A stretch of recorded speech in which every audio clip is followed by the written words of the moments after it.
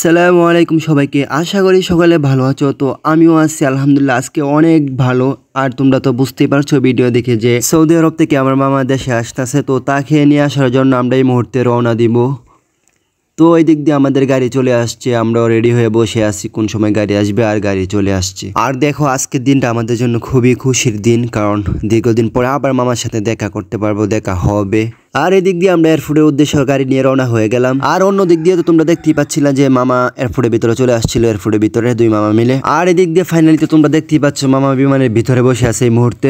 তো মামার সব কাজ কাম শেষ করে বিমানের ভিতরে চলে গেছে, আর কিছু সময়ের ভিতরে হয়তো মামার বিমান চলে আসবে বাংলাদেশে। আর আমরা এদিক দিয়ে রওনা হয়ে গেলাম এয়ারপোর্টের উদ্দেশ্যে। তবে এত আনন্দের ভিতরে, এত উল্লাসের ভিতরে, এত আনন্দ মুহূর্তের ভিতরে কিছুটা কষ্ট লুকিয়ে আছে, হয়তো অনেকে বুঝতে পারতেছে না।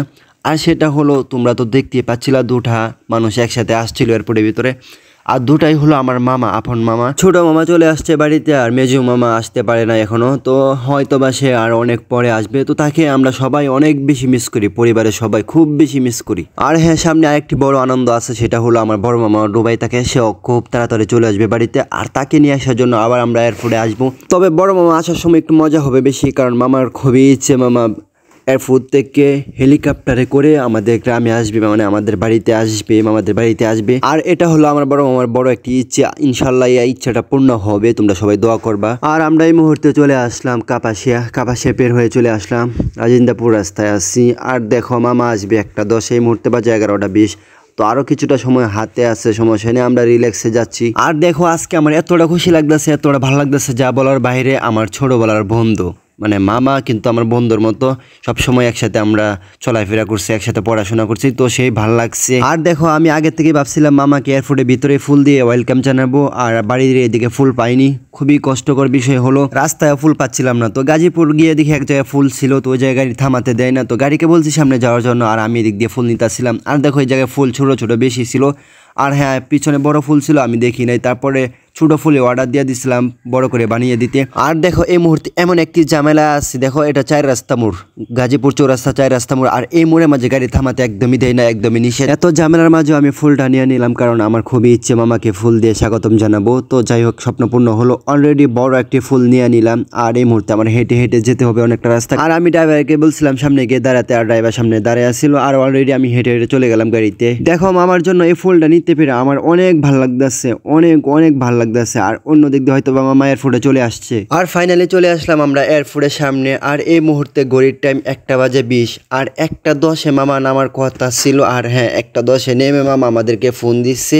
আর এই মুহূর্তে আমরা এয়ারপোর্টের সামনে আছি, কোনো সমস্যা নাই। আর মামা বের হতে হয়তো বা আরো আধা ঘন্টা সময় লাগতে পারে, যেহেতু মামার সাথে কিছু সামান আছে, তাছাড়া পাসপোর্ট আছে, এগুলো চেক করবে, ওই জায়গায় সময় চলে যাবে অনেকটাই। তাছাড়া এয়ারপোর্ট থেকে বের হতে নিম্নে 20 মিনিট, আধা ঘন্টা সময় লাগে, এটা স্বাভাবিক।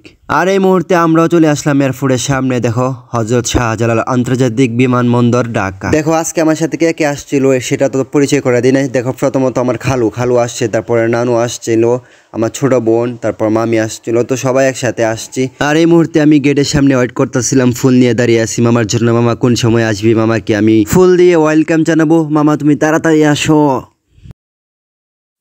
আলহামদুলিল্লাহ ফাইনালি মামাকে দেখতেই পেলাম। দেখো এই দিক দিয়ে ভিতরে অনেকগুলো টলি যাচ্ছিল, আর হ্যাঁ টলির জন্য মামা দাঁড়িয়ে আছে, কারণ অনেকগুলো টলি ছিল কোম্পানির, তো সেজন্য মামা একটু দাঁড়িয়ে আছে। আর আমরা বাইরে ওয়েট করতেছিলাম মামা কোন সময় আসবে।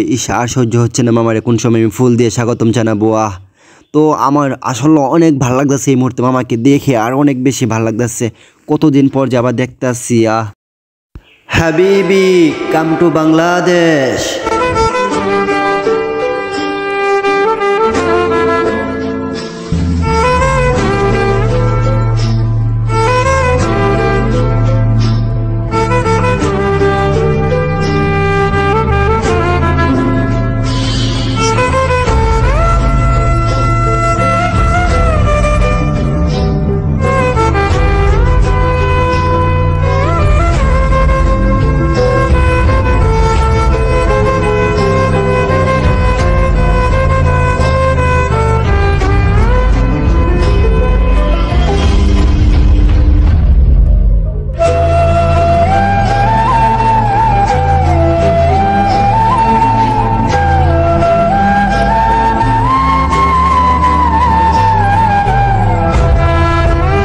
Two hours later.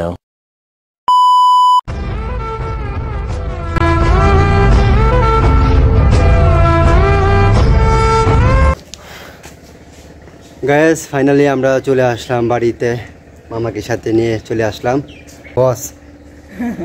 তো কাল থেকে নতুন করে ব্লগ স্টার্ট করব তাকে নিয়ে, মামাকে নিয়ে। তো দেখা হবে নতুন কোনো ভিডিওতে। Bye bye. এই মুহূর্তে ফ্রেশ হতে হবে, ফ্রেশ হয়ে তারপর একটু রেস্ট করতে হবে যেহেতু রমজান মাস। যাও